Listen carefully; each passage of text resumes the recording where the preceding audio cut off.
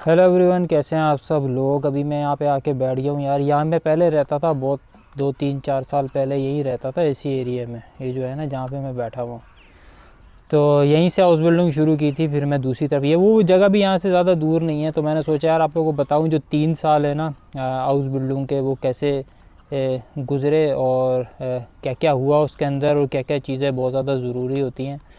तो सबसे पहले मैं ये बोलूँ यार, लोग मुझसे पूछ रहे होते हैं कि मतलब पाकिस्तान से यहाँ पर आने का जो क्या तरीका है, या फिर मतलब यूरोप के अंदर कोई बंदा जर्मनी में ही है तो हाउस बिल्डिंग कैसे ढूंढेगा। मैं बता रहा हूँ, तरीका बिल्कुल सेम ही है।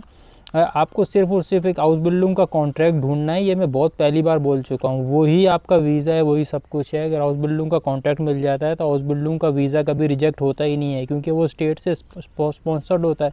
तो जब हाउस लैंडर बेहोडे जो भी आपका है, वो जब यहाँ से एक रिक्वेस्ट भेजता है ना, आपके जो भी कॉन्सुलेट है या एम्बेसी है जिस भी कंट्री की, जब वहाँ पे रिक्वेस्ट जाती है तो वो उसको डिनाई नहीं कर सकता ना, क्योंकि एक गवर्नमेंट का ऑफिस दूसरे गवर्नमेंट के ऑफिस को कैसे मतलब डिनाई करेगा। हाँ, बार इंटरव्यू ज़रूर होता है, उसके अंदर वो लोग सीधी सी बातें पूछते हैं, क्यों करने जा रहे हो ये चीज़, पाकिस्तान में नहीं है क्या, और क्या करोगे आगे जाके, कैसा तुम्हारा जो है वो एक्सपीरियंस रहेगा, करने के बाद वापस आ जाओगे या क्या करोगे। इस तरह की बातें होती हैं, किस फील्ड में है, पहले क्या पढ़ा है, और यही मतलब जनरल से आपसे बातें होती हैं। वो जिस टाइम आपके डॉक्यूमेंट्स अरेंज कर रहा होता है ना वीज़ा ऑफिसर, उसी में वो बात करके बात ख़त्म कर देता है आपसे। ठीक है, यहाँ पहुँच के तो आप आ जाते हो, उसके बाद आपका जो भी टैक्स वैक्स का नंबर है वो रजिस्टर हो जाएगा। ठीक है, और फिर आपका जो है हाउस बिल्डिंग शुरू हो जाती है। पहले महीने में तो कोई स्कूल होता ही नहीं है, जैसे अगस्त में शुरू हो गई थी मेरी हाउस बिल्डिंग से, ये 2020 में, तो उसमें कोई स्कूल था ही नहीं। तो फिर एक महीना जो है वो फुल काम करना था। वो मतलब मैकडोनल्ड्स में ही काम किया था मैंने, वो वहीं से शुरू की थी ना हाउस बिल्डिंग मेरी। ठीक है, वो इस तरह का एक लेटर जो है वो मिल जाता है। ठीक है, उस पर आप काम शुरू कर सकते हो, वो लोग को दे देते हैं, या आप जाके यहाँ के हाउस लैंडर बोर्डे में देते हो, वो आपको जो है वो रजिस्टर वगैरह कर लेते हैं और फिर हो जाता है। IHK से भी लेटर आता है यार, वो मेरे पास था, मेरे को जो है ना थोड़ा सा ढूंढना पड़ेगा, यहीं कहीं था वो, ये रहा, बल्कि मिल गया मेरे को, ये रहा इस तरह का। ये IHK का एक लेटर होता है, ये IHK से ही आपकी हाउस बिल्डिंग हो रही होती ना, तो उसका भी लेटर चाहिए होता है रजिस्ट्रेशन का। तो ऐसे करके आता है। बहरहाल दूसरी बात ये है कि यार अगर किसी ने मास्टर्स वगैरह किया है या बैचलर्स किया है और फिर भी वो मतलब कह रहा है मुझे हाउस बिल्डिंग कैसे मिलेगी, तो मैं दिखा रहा हूँ। देखो, मैंने भी एक मास्टर्स किया हुआ है, पूरी मेरी ओरिजिनल डिग्री है। ठीक है, ये किसी ने कॉपी कर ली थी यार, और इस बिहार में ना किसी ने कुछ पंगला मसला कर दिया था, खैर वो तो एक बात है। तो ये मैंने मास्टर्स ऑलरेडी किया हुआ, उसके बाद भी मैंने हाउस बिल्डिंग यहाँ कर ली है। कोई नहीं पूछता यार आपसे कि आपने मास्टर्स किया या क्या किया, उनको बस ये होता है कि यार ये बंदा हमें फ्री में और सस्ते पैसों में काम करके देने के लायक है या नहीं। और तो इसी तरह मैंने उस टाइम पे जो है वो आइल्ट्स भी किया था, देख रहे हो, ये आइल्ट्स भी किया था, अब तो बेकार हो गया। ठीक है, तो पहला साल मेरा जो हाउस बिल्डिंग का था वो मैकडोनल्ड्स के साथ ही था, और मैकडोनल्ड्स के साथ मैंने वो पूरा साल जो है वो कंप्लीट किया था। और हर साल एंड होने पे ना, देखो ऐसा है कि ये मिलता है सर्टिफिकेट, पहले साल का जैसा है ना ये, ऐसे दूसरे साल में भी मिलेगा, ऐसे तीसरे साल में भी मिलेगा, मगर ये मतलब इसका कोई फ़ायदा नहीं है। ये मतलब आपका, ये इसमें आप फेल भी कर जाओ तो मुझे नहीं लगता कोई टेंशन होगी। ये स्कूल से आपको एक सर्टिफिकेट इस तरह का मिलता है, मगर अगर आप अपना जो एम्प्लॉयर है वो चेंज कर रहे हो ना, तो फिर वो अगला वाला एम्प्लॉयर मांग लेता है यार पिछले वाले स्कूल के रिज़ल्ट वगैरह क्या हैं, तो उसमें शायद वो फिर आपके काम आ जाए। और ये मुझे मिला था ऐसा एक आइडेंटिटी कार्ड था, ये मतलब इतना बड़ा हो गया था यार, कॉपी कराने में कैसे बड़ा हो गया मुझे आज तक समझ नहीं आई।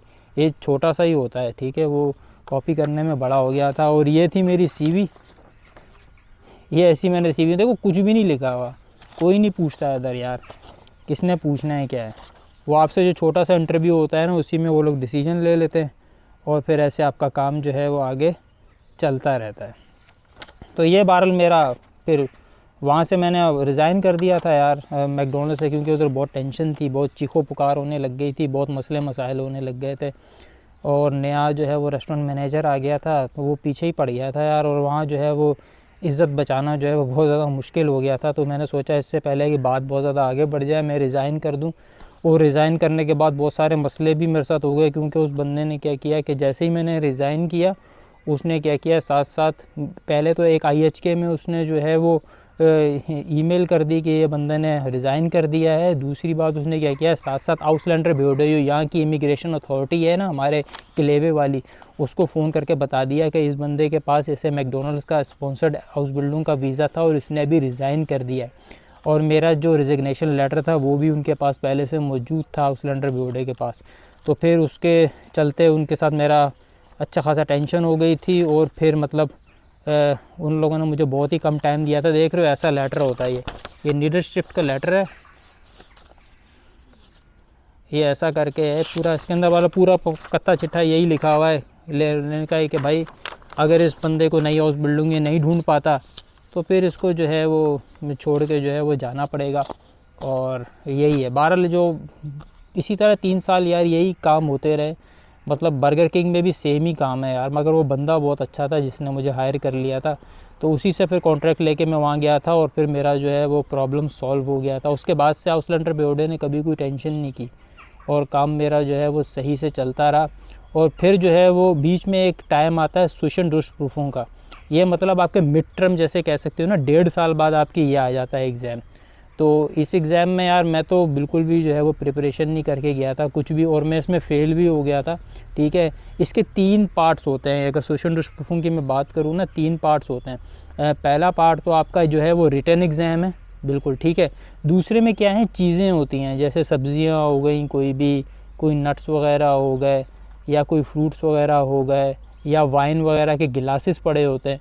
ठीक है, और छुरियाँ कांटे वगैरह ये पड़े होते हैं। वो पूछते हैं यार ये मछली खाते हुए कौन सा कांटा यूज़ करेगा, तो वाइट वाइन पीते हुए कौन सा करेगा, ये वो। यार हमें तो वाइन का कोई पता ही नहीं है कौन सा गिलास क्या है।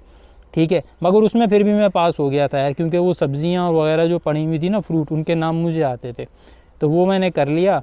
और 1-2 जगह पे मैंने जो है वो फ़िश की चीज़ें पड़ी हुई थी, वो भी मुझे पता थी, तो वो मैंने लिख के मैं पास हो गया। अच्छे नंबर तो नहीं आए थे, पास में, रिटन में भी पास हो गया, प्रैक्टिकल में फ़ेल हो गया मैं।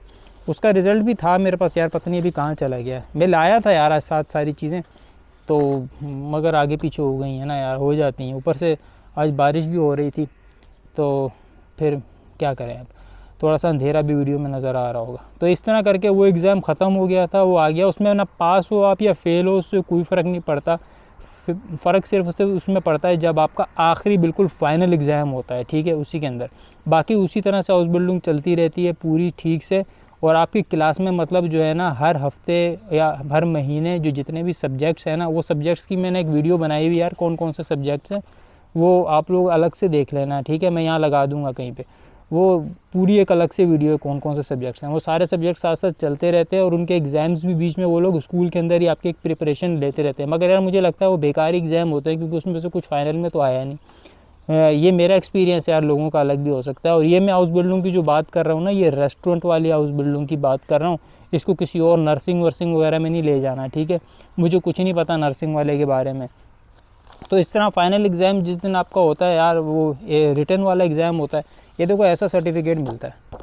ये मैंने इंग्लिश, वो आपको जर्मन में भी भेजते हैं, इंग्लिश में भी। यार अब आप लोगों को क्या जर्मन की समझ आएगी, मुझे आज तक नहीं समझ आई।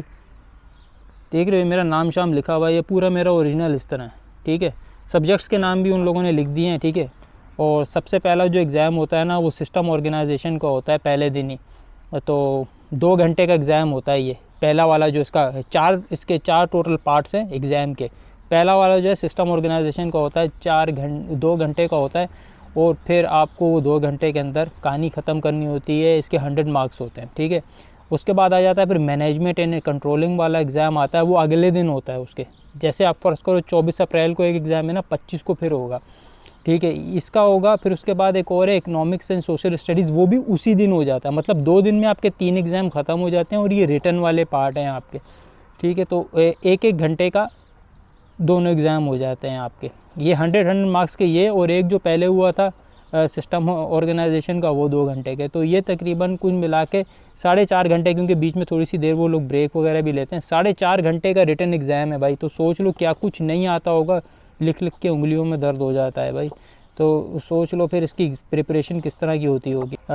तो इस तरह करके एग्ज़ाम हो जाता है। और उसके फिर 6 से 8 हफ्ते बाद, मतलब किसी का ये अलग अलग है ना यार, उनके पास इतने सारे कमरे नहीं IHK वालों के पास। ये जो मैं ड्यूसबुर्ग वाले की, NRW वाले की बात कर रहा हूँ, और उधर इतने ज़्यादा कमरे हैं नहीं, तो वो लोग अलग अलग लोगों का, जैसे 6 लोगों का ले लिया, फिर अगले हफ्ते 6 लोगों का और ले लिया, फिर अगले हफ्ते, तो इस तरह करते करते किसी के 6 हफ्ते बाद टाइम आता है। मेरा 6 हफ्ते, मेरा जल्दी टाइम आ गया था भाई, जल्दी मेरी जान छूट गई ग़ुलामी से। तो एग्ज़ाम आ गया था, और जैसे ही आपका एग्ज़ाम ख़त्म होता है ना वहाँ पे, ठीक है, साथ साथ ही मतलब विदिन 5 मिनट्स, 5 to 10 मिनट्स वो आपको आपका रिज़ल्ट बता देते हैं, बिल्कुल फाइनल के पास किया है नहीं। और फिर वो लोग इमरजेंसी में आपको ये देते हैं, उस टाइम ये मिलता है। और फिर घर में मैंने जो पहले जो दिखाया था, घर में वो वाला आ जाता है आपका, ये वाला।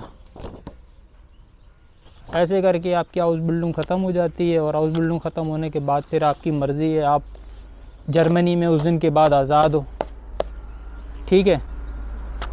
उस दिन के बाद से आपकी ग़ुलामी का टाइम यहाँ पे ख़त्म, और फिर आप जो है वो बिल्कुल मज़े से अपनी ज़िंदगी गुजार सकते हो। पूरा मैं कत्ता चिट्ठा ले आया था यार आप लोगों को दिखाने के लिए कि मेरी मास्टर्स वगैरह की डिग्री भी देख लो, जो मैंने कभी इस्तेमाल ही नहीं की। वो तो खैर मैंने इंग्लैंड से किए थे, और वो उधर से ही था। तो इंग्लैंड में भी मेरे पास वर्क परमिट रहा है यार, उधर भी मैंने अच्छा खासा काम किया। खैर, तो यही कुछ था यार दिखाने के लिए, और कुछ ख़ास ऐसा है नहीं। बहरहाल 3 साल बहुत ही मुश्किल से गुजरे हैं यार, ये टाइम बहुत ही मुश्किल से जाता है, क्योंकि एक तो स्ट्रेस बहुत है, ऊपर से पैसे बहुत ज़्यादा कम हैं। और अब तो अच्छे हो गए हैं पैसे यार, मैं लोगों के सुन रहा हूँ कि मतलब 900 पहले साल में मिल रहे हैं। अभी एक इंडियन लड़की आई है पिछले महीने ही यहाँ आई है, और मतलब उसने मुझे बताया कि वो रेस्टोरेंट में, जिस रेस्टोरेंट में वो हाउस बिल्डिंग कर रही है, 1100 मिल रहा है उसको पहले महीने से, और सिस्टम गैस्ट्रोनॉमी में ही कर रही है, ठीक है, ऐसा नहीं है किसी और फील्ड में कर रही है। बाकी सबके एक जैसे ही, एग्ज़ाम सबके एक जैसे ही होते हैं, और इतना कोई टेंशन वाली बात नहीं है। एग्ज़ाम ऑलमोस्ट सेम है, चीज़ें भी सेम ही हैं, ट्रेनिंग भी सेम है। ट्रेनिंग क्या, कोई ट्रेनिंग कराता ही नहीं है, खुद ही देख दुख के खुद ही सीख जाओ। जो लोग पहले काम कर रहे हैं ना, उनको देख के सीख जाओ, कोई ट्रेनर है ही नहीं यहाँ पे, इस तरह की कोई बात ही नहीं। जैसे पाकिस्तान वाले मैकडोनल्ड में तो आपका एक क्रू ट्रेनर वगैरह वहाँ होता है ना, यहाँ कोई ऐसी बात नहीं है यूरोप के अंदर यार। यहाँ दूसरों को देख देख के बंदा खुद ही सीख जाता है। यही वो इसी चक्कर में चल रहा है। आप लोगों को यकीन नहीं आएगा, क्योंकि बोलोगे यार ऐसा कैसे हो सकता है, यूरोप तो बहुत ज़्यादा ऑर्गेनाइज्ड कंट्री है, मगर ये हकीकत है। और इसी तरह से फिर काम जो है वो यहाँ पे ये लोग चला रहे हैं। और बहरहाल अब सैलरी भी अच्छी है, टाइमिंग भी अच्छी है। जिस नई जगह पे मैं गया हूँ वहाँ पे लोग भी अच्छे हैं, और वहाँ सब ठीक ठाक चल रहा है। अब वर्क परमिट मेरा भी, मैंने जाके अपनी चीज़ें, डॉक्यूमेंट्स वगैरह दिए हैं, वो प्रोसेस में, वो आएगा तो मैं आप लोगों को वो भी दिखा दूँगा कैसा होता है, ठीक है। उस पर काम करने के क्या क्या मज़े हैं वो भी दिखा दूँगा भाई, ठीक है। बहुत सारे लोग तो गालियाँ भी देंगे मुझे ये सब चीज़ें देखने के बाद, और कुछ लोग प्यार भी करेंगे। तो खैर अब ये तो होता है यार, जब आप मीडिया पे आओगे, सोशल मीडिया पे आओगे, और सबके सामने खुल के बिल्कुल सामने आओगे, तो ये तो होगा ना यार, लोग आपको प्यार भी देंगे और बुरी उल्टी सीधी बातें करेंगे। मेरा इंस्टाग्राम भरा हुआ होता है यार गालियों से, मतलब कि इससे क्या फ़र्क पड़ता है किसी को कुछ। तो यही कुछ था, ठीक है। फिर मैं मिलूँगा एक नई वीडियो में आप लोगों से, ठीक है। तब तक के लिए बाय बाय, अल्लाह हाफ़िज़।